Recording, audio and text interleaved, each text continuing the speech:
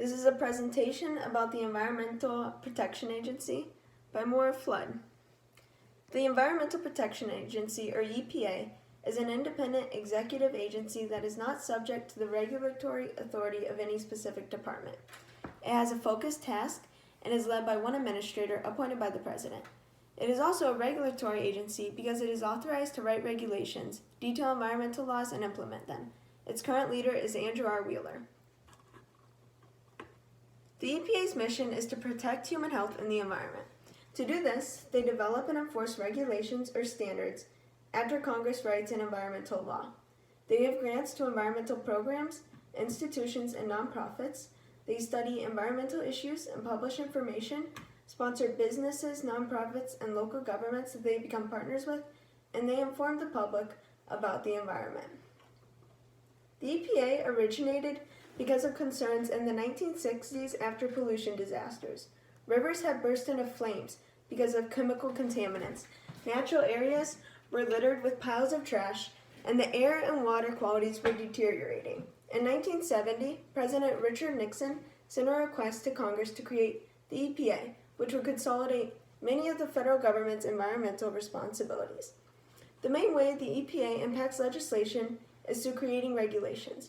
Once Congress passes an environmental law, it is the responsibility of the EPA to create standards that must be followed, as well enforce them and help Americans comply with them. The EPA must set the requirements for what is legal and what is not. In other words, Congress passes the law, but the EPA puts them into effect. The EPA's budget in 2020 was $6.1 billion. It was largely spent on water infrastructure investments and revitalizing the land of the United States' major hazardous waste sites.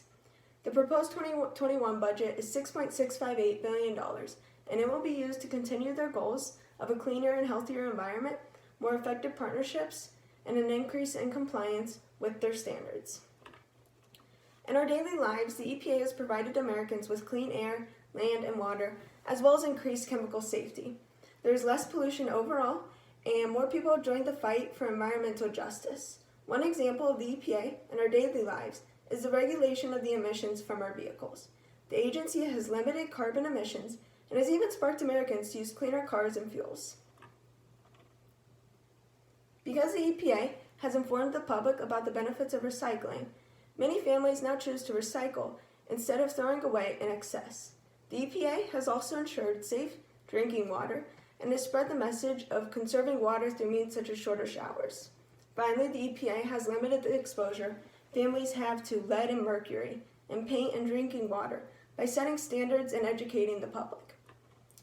The EPA is known for acts such as the Clean Water Act, which makes it illegal to release any pollutant into navigable waters without a permit, and the Clean Air Act, which sets limitations on air pollutant emissions. It is also known for administering the Superfund program, which cleans up land that was contaminated by the fossil fuel industry, and it combats climate change by reducing greenhouse gas emissions and promoting a clean energy economy. And here are my sources. I hope you learned something. Thanks for watching.